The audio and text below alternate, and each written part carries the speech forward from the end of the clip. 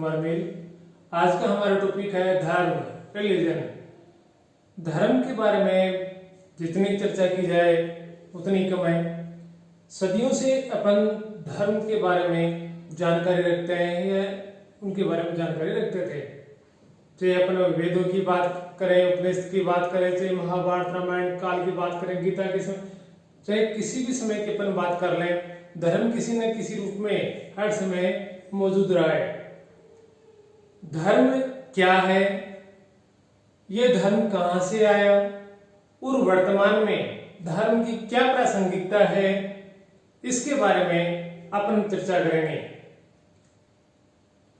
आज विश्व के अधिकांश देश, जो कि अधिकांशतः लोकतांत्रिक हैं, वे राष्ट्र धर्मनिरपेक्ष हैं, सभी धर्मों के प्रति समान व्यवहार रखते हैं, समान भाव रखते हैं। अपन इसी के प्रसंग में चर्चा कर रहे हैं कि धर्म क्या है, कहां से आया। अपन इसको टॉपिक वाइज लेके चलते हैं। अपन चर्चा करें तो एक नाम निकल कर आता है धर्मनिरपेक्ष, और विश्व के अधिकांश देश धर्मनिरपेक्ष हैं। धर्मनिरपेक्ष क्या है? इसका अर्थ है धर्म है, इसको पंथ भी बोलते हैं, अंग्रेजी में इसको रिलीजन बोलते हैं। निरपेक्ष, धर्म से अलग रहना। अधिकांश राष्ट्र धार्मिक मामलों में से किसी भी धर्म, जैसे कि अपन भारत में धर्मों की बात करें तो भारत में हिंदू भी हैं, मुसलमान भी हैं, सिख भी हैं, ईसाई भी हैं, जैन भी हैं, बौद्ध भी हैं, यहूदी भी हैं, पारसी भी हैं, अनेक धर्मों के लोग निवास करते हैं। तो भारत का जो संविधान है वह कौन से धर्म का समर्थन करता है या कौन से धर्म को विशेष महत्व देता है? क्या दूसरे देशों की बात करें तो उन देशों का संविधान है, उनकी कौन से धर्म का समर्थन करता है? तो मैं यहाँ पर ये कहना चाहूंगा कि धर्मनिरपेक्षता का मतलब है वहां की सरकार, वहां का संविधान है, किसी भी धर्म को विशेष महत्व नहीं देता है, सभी धर्मों के साथ में समान व्यवहार करता है। जब सभी धर्मों के साथ में समान व्यवहार किया जा रहा है, किसी भी धर्म के साथ विशेष लगाव नहीं है, विशेष महत्व नहीं देता है, तो इसका मतलब है कि वो राष्ट्र धर्मनिरपेक्ष राष्ट्र है।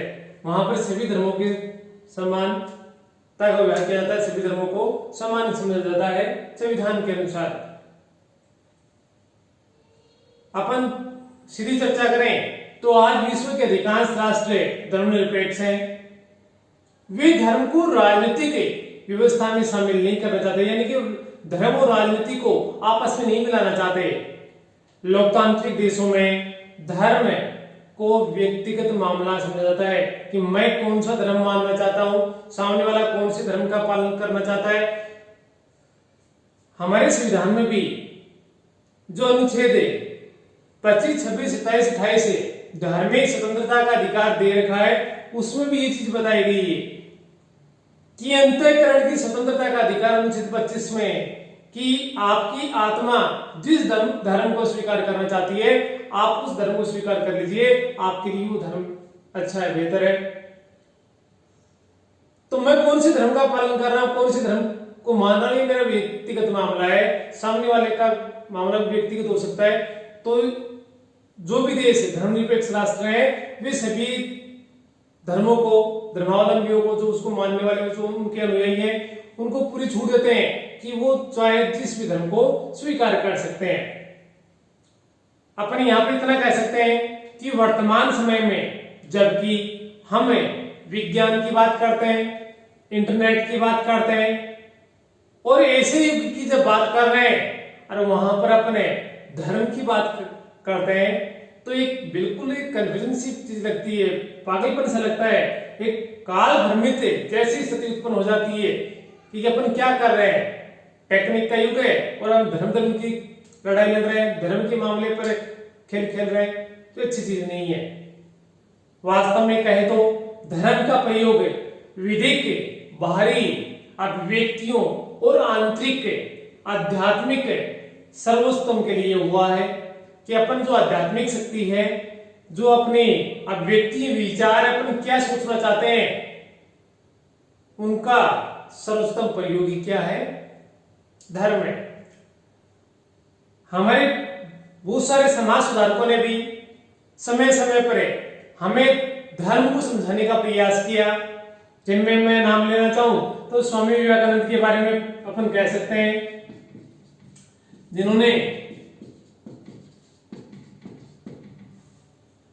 धर्म को परिभाषित करने का कार्य किया। क्या कहते हैं स्वामी विवेकानंद? वे कहते हैं कि धर्म मनुष्य में पहले से ही व्याप्त दिव्यत्व और आध्यात्मिक का विस्तार मात्र है, कि धर्म अचानक से नहीं आया है, मनुष्य में पहले से ही व्याप्त था, और उसकी आध्यात्मिक शक्ति को जगाने का कार्य है वो कौन कर रहा है? धर्म कर रहा है। बहुत सारे समाज सुधारक या सुधारकों ने समय समय पर धर्म और अध्यात्म को स्पष्ट करने का कार्य किया। मैं उनमें कुछ समाज सुधारकों का नाम लेना चाहूंगा, जिन्होंने धर्म को या धर्म का विकास करने के लिए अपनी महत्वपूर्ण भूमिका निभाई।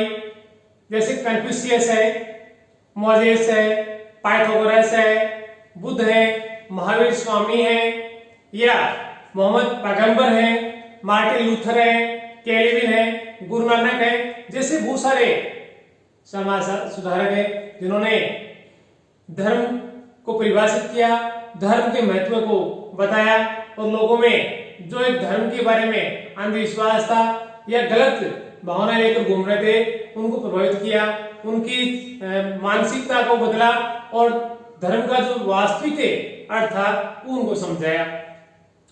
ऐतिहासिक रूप से विश्व के विभिन्न भागों में समय, स्थान और संस्कृति के अनुरूप कई धर्मों का उद्भव हुआ और उनका विकास हुआ, यानी कि कई धर्मों ने समय समय पर जन्म लिया और उनका विकास हुआ।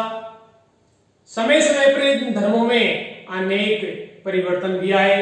विश्व के सभी धर्मों के अपने अपने प्रवर्तक हैं, जिन्होंने अपने अपने धर्म का विकास का कार्य किया। जैसे कि मोहम्मद पैगंबर हैं, उन्होंने इस्लाम धर्म का, महात्मा बुद्ध हैं, उन्होंने बौद्ध धर्म का, महावीर स्वामी जैन धर्म का, यानी कि इन्होंने समय समय पर किसी एक पंथ का विकास किया, उनको उद्भव किया, विकास किया। जब अपन बात कर रहे हैं तो अपने भारत के उपराष्ट्रपति भी रह चुके हैं डॉक्टर सर्वपल्ली राधाकृष्णन है। उपराष्ट्रपति, भारत के प्रथम उपराष्ट्रपति थे और भारत के राष्ट्रपति के रूप में भी उन्होंने इस पद को सुशोभित किया है। डॉक्टर सर्वपल्ली राधाकृष्णन ने, उन्होंने भी धर्म को समझाने का कार्य किया। उन्होंने धर्म के बारे में क्या बताया? देखिएगा, आध्यात्मिकता को धर्म का अभिकेंद्र माना। आध्यात्मिकता जो कि अपने शरीर के अंदर है, जो अच्छा विचार करना, नैतिक कार्य जिसमें आप सही गलत का अनुमान लगा सकते हैं।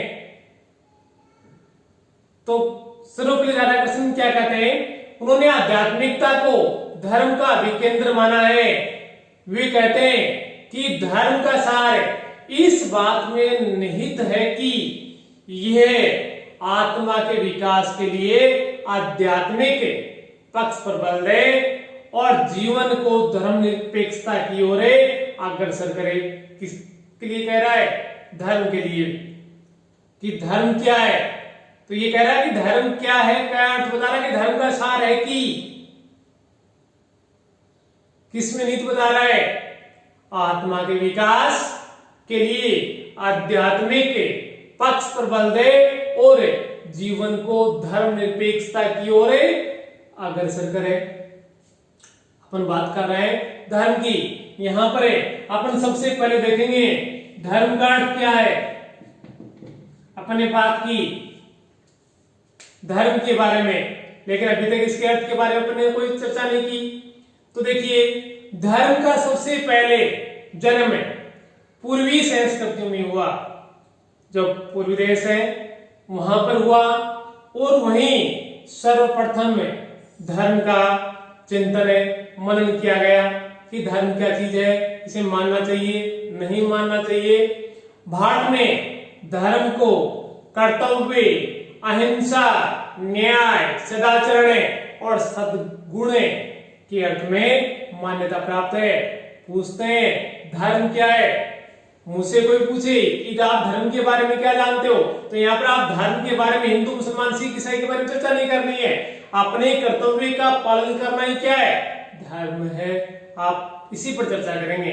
तो यही कह रहा है कि प्राचीन समय में धर्म पूर्वी संस्कृतियों में वहां पर जन्म लिया और वहीं पर उन्होंने विकास किया। लेकिन भारत में धर्म को किस रूप में देखते हैं? तो किस रूप में देखते हैं? कर्तव्य पालन, अहिंसा, न्याय, सदाचरण और सद्गुण के अर्थ में धर्म को मान्यता प्राप्त है। कहां पर है? भारत में। व्यक्ति का प्रमुख लक्ष्य सबको जानना है, स्वयं को जानना है। जो वह स्व आत्मा को जान लेता है तभी वह परमार्थ की सोचता है। परमार्थ यानी दूसरों की भलाई के बारे में सोचता है। और धर्म का अर्थ है रिलीजन है, अंग्रेजी में इसको रिलीजन बोलते हैं। धर्म का अर्थ रिलीजन है जिसका अर्थ है आस्था, विश्वास, मान्यता। आस्था, देखिएगा अपन बात कर रहे हैं धर्म रिलीजन की, किसमें बताया? आस्था, विश्वास और मान्यता।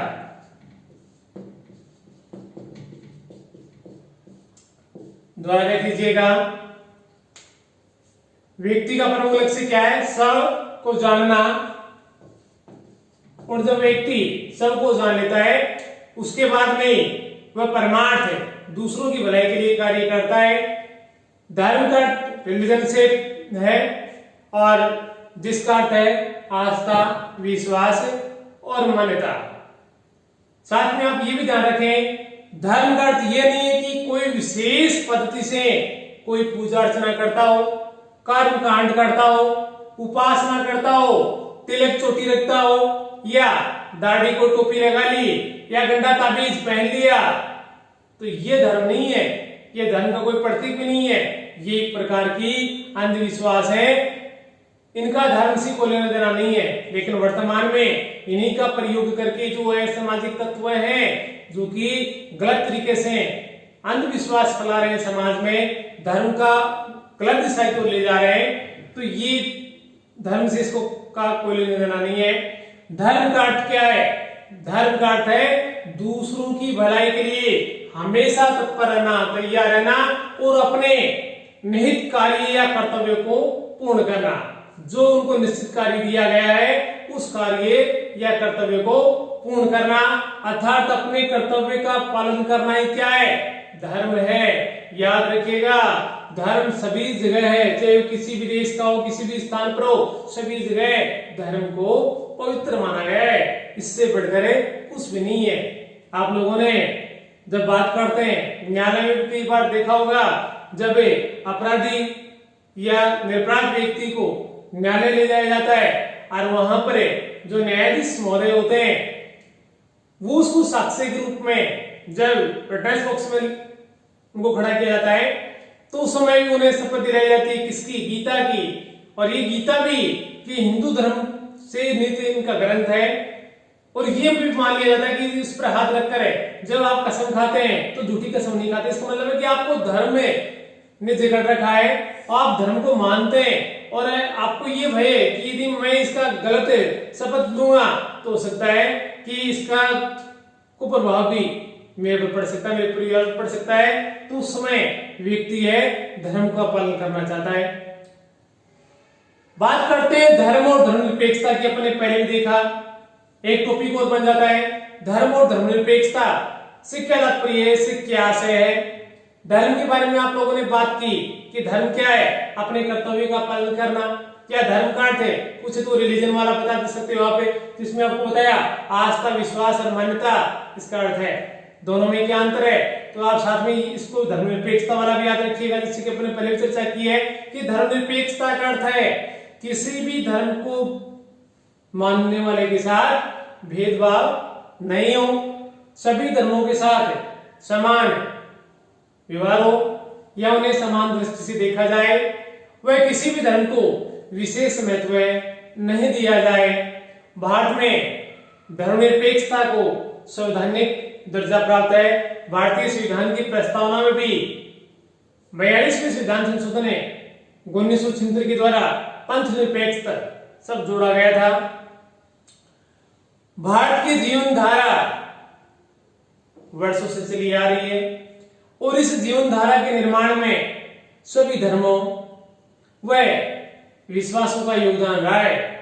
धार्मिक सहिष्णुता भारत की मिट्टी में बसी हुई है। इसका मतलब क्या है? धर्म कोई अचानक से नहीं आया है। भारत में प्राचीन समय से ही धर्म किसी न किसी रूप में भारत में रहा है और भारत के लोग भी सभी धर्मों के साथ में समान व्यवहार करते हैं, भाईचारे की भावना रखते हैं और हमारे संविधान में भी ऐसी व्यवस्था की गई है जिसमें सभी धर्मों के साथ में समान व्यवहार किया गया है। किसी भी धर्म को विशेष महत्व नहीं दिया गया है। एक चर्चा और कर लेते हैं, धर्म और नैतिकता, जिसमें सद्गुण की भावना हो। अपन ने पहले भी चर्चा की कि धर्म का मूल लक्ष्य क्या है और अपने चर्चा की धर्म का मूल लक्ष्य मानव मात्र की सेवा करना है, यानी कि मनुष्य दूसरे मनुष्य के साथ में मनुष्य जैसा व्यवहार करे और बुरे समय में उनकी सहायता करे। तो ये क्या है? यह धर्म है। उसका दायित्व बन जाता है कि किसी व्यक्ति को कष्ट में देखे तो उस समय उसकी सेवा के लिए तत्पर है। तो धर्म का मूल लक्ष्य क्या है? मानव मात्र की सेवा करना। धर्म में अच्छी आचरण, करुणा, शील यानी सम्मान और हिंसा पर बल देता है। धर्म में बुराइयों से दूर रहने व भलाई सदाचार के मार्ग पर चलने की शिक्षा देता है कि व्यक्ति एक गलत मार्ग पर नहीं चले, उसमें जो बुराइयां हैं उन बुराइयों से दूर रहे। यदि धर्म और राजनीति को आपस में मिला दिया जाए तो मानवीय कल्याण के लक्ष्य को प्राप्त किया जा सकता है। महात्मा गांधी जी ने भी कहा था कि यदि राजनीति धर्म से अलग है तो मैं ऐसी राजनीति ऐसे धर्म को नहीं माना चाहता। मैं तो ऐसी राजनीति को स्वीकार करना चाहता हूं जिसमें धर्म निवास करता हो। कोई भी धर्म तभी उपयोगी है जब वह अन्य समान धर्मों से एकता स्थापित करता हो। जो धर्म दूसरे धर्मों की निंदा करता हो, भर्त्सना करता हो, तिरस्कार करता हो, वह उनके धार्मिक विश्वासों, प्रथाओं और रीति रिवाजों को घृणा की दृष्टि से देखता हो, तो ऐसा धर्म कभी भी सत्यपरक और सार्वभौमिक नहीं हो सकता, यानी धर्म का स्थान कभी भी नहीं ले सकता। हम कह सकते हैं कि वही धर्म श्रेष्ठ है जो नैतिकता के पैमाने पर खरे उतरते हैं और मानव मात्र के कल्याण के लिए प्रयास करते हैं। नैतिक सत्य सभी धर्मों से प्रेम, करुणा व दया का संदेश देता है। जिस व्यक्ति में नैतिकता होती है वह अपने नैतिक आचरण का प्रयोग अवश्य ही करता है और नैतिक आचरण का प्रयोग वह कैसे करेगा? दूसरे लोग जो दूसरे जीव हैं, चाहे जीव जंतु हैं, चाहे मनुष्य हैं, कैसे भी हैं, उनके प्रति दया भाव रखे, प्रेम करें, करुणा की भावना उनके अंदर सहिष्णुता की भावना हो। तो जब व्यक्ति इस प्रकार का आचरण करता है तो उसे कहते हैं कि वह धर्म के मार्ग पर अग्रसर है। साथ में धर्म और राजनीति के बारे में देख लेते हैं कि धर्म और राजनीति का संबंध किस प्रकार का है। तो देखिएगा, जब बात करें वर्तमान की, उससे पहले प्राचीन समय की देख लें तो प्राचीन समय से ही धर्म और राजनीति का संबंध गहरा रहा है। दोनों का मेल मिलाप अच्छा रहा है। जब जब धर्म और राजनीति का गलत संबंध बना है तब तब राजनीति ने धर्म का दुरुपयोग किया है। आप महाभारत के समय देख लीजिए, जब पांडव और कौरव के मध्य जब शकुनी के सानिध्य में और कौरव है उनको क्रीड़ा में हरा देते हैं और उनके साथ में गलत तरीके से और चीटिंग करके और पांडवों का सब कुछ से वो छीन लेते हैं, तो उस समय उनके जो दादा है, वो उस समय पिता है, उस समय गुरु है, उस समय सब लोग बैठे हुए देखते रहते हैं, कोई भी धर्म का साथ नहीं देता है, क्योंकि वहां पर राजनीति पांडवों के खिलाफ चल रही थी। तो ये राजनीति और धर्म का संबंध रहा है, यदि दोनों साथ में चलकर कार्य करें तो किसी की भी मार्ग में रुकावट नहीं बन सकती है। धर्म के नाम पर राजनीति करने से विश्व में हमेशा वातावरण खराब हुआ है, जो आज भी जारी है। आज भी सभी धर्मों के धर्मांध कट्टरपंथी मरने मारने को तैयार रहते हैं। प्रारंभ से धर्म शासन चलाने के लिए तथा अच्छी व्यवस्था करने के लिए बना था। धर्म व्यवस्था क्यों की गई थी? समाज में अच्छी व्यवस्था हो, लोग गलत मार्ग पर नहीं चले, उनमें भय हो कि यदि मैं गलत कार्य करूंगा तो हो सकता है कि ईश्वर मुझे उसके लिए दंड दे, तो व्यक्ति उस भय से कोई भी गलत आचरण नहीं करता था। लेकिन बाद में अनेक शासकों ने धर्म विशेष को अपना राजधर्म घोषित किया और अपने अनुयायियों की संख्या बढ़ाने के लिए धर्म की आड़ में युद्धों का सहारा लिया। वर्तमान में भी जब बात कर रहे हैं, आतंकवादी आज भारत हो से अमेरिका हो, विश्व का कोई सा भी देश इस आतंकवाद से अलग नहीं है। किसी न किसी रूप में आतंकवाद सभी देशों में छाया हुआ है। तो आतंकवादियों ने भी धर्म का सहारा लेकर विश्व को प्रभावित किया, और सबसे अधिक प्रभावित किस देश को किया? भारत को किया। राजनीति का मूल तत्व है नीति के अनुसार शासन करना। नीति कौन सी? जो उनका संविधान है, उस संविधान के अनुसार शासन करना। और नीति वह है जो नैतिक मूल्यों और श्रेष्ठ धार्मिक मान्यताओं के द्वारा पोषित हो। ये नीति है। 21वीं शताब्दी की बात करें तो समाज में ऐसे वर्गों को जन्म दिया है जो धार्मिक कट्टरवाद से ग्रस्त है।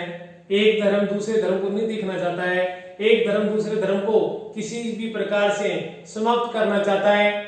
धर्म व्यक्ति की व्यक्तिगत संपत्ति है, जिसे बाह्य रूप से थोपना मानवता के लिए खतरे से कम नहीं है। जैसा कि राम मनोहर लोहिया ने भी कहा था,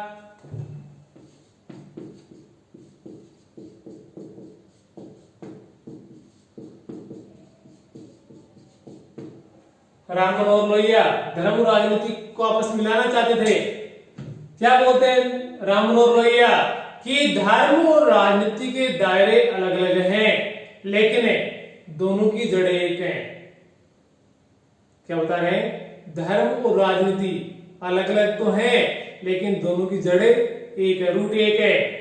धर्म दीर्घकालीन राजनीति है, जबकि राजनीति अल्पकालीन धर्म है। यानी कि दोनों आपस में जुड़ा हुआ है ना। धर्म का काम है भलाई करना है और उसकी स्तुति यानी पूजा करना है, और राजनीति का कार्य क्या है? इसका अपोजिट कर दीजिए, बुराई है, बुराई से लड़ना और बुराई की निंदा करना है। क्या बताया? धर्म का क्या कार्य बताया? भलाई करना और उसकी स्तुति करना, जबकि राजनीति का कार्य क्या है? बुराई से लड़ना और बुराई की निंदा करना। धर्म और राजनीति को अलग करने का सबसे बड़ा उद्देश्य यही है कि दोनों अपने अपने निश्चित क्षेत्र में कार्य करें, लेकिन साथ ही दोनों अपने निहित स्वार्थों के लिए एक दूसरे का दुरुपयोग नहीं करें। यानी कि धर्म की आड़ में राजनीति ना की जाए और राजनीति में, गलत तरह की राजनीति में धर्म का सहारा नहीं लिया जाए। जैसा कि एक स्थान पर स्वामी विवेकानंद भी लिखते हैं कि जो दूसरों के लिए जीते हैं वे सच में जीते हैं। जो लोग दूसरों के लिए जीवन जीते हैं वही वास्तव में जीवन जीते हैं। जो अपने लिए जीवन जीते हैं वो तो क्या है? मरे हुए के समान है। यानी कि जीना है तो दूसरों के लिए जियो, खुद के लिए क्या जीना, खुद के लिए जी रहे हैं, इसका मतलब तो अपन वैसे मरे हुए के समान है। धर्म और अहिंसा, आपने स्टार्टिंग में बात की थी कि धर्म जहां पर है वहां पर अहिंसा भी मिलेगी, यानी कि धर्म और अहिंसा एक साथ में निवास करते हैं। धर्म और अहिंसा आपस में जुड़े हुए हैं। जो धर्म है वहां अहिंसा का भी वास होता है। इन दोनों का ही आधार है, दोनों कौन है, धर्म है और अहिंसा, दोनों का ही आधार क्या है, क्षमा, दया, करुणा, सत्य, कर्तव्यनिष्ठा, ईमानदारी। इन आधार तत्वों के अभाव में किसी भी धर्म का संचालन करना संभव नहीं है। किसके बिना, दया, क्षमा, करुणा, सत्य, कर्तव्यनिष्ठा, ईमानदारी, इन 4-5 तत्वों के बारे में बता रहे हैं कि इनके बिना किसी भी धर्म को आगे नहीं बढ़ाया जा सकता, उनका विकास नहीं किया जा सकता। वर्तमान विश्व में एक नाम आता है गोल्डन रूल, गोल्डन रूल, स्वर्णिम नियम है, स्वर्णिम नियम है, गोल्डन रूल, जो कि नैतिक नियम है। यह अधिकांश देशों में देखने को मिलता है, वर्तमान की बात कर रहे हैं।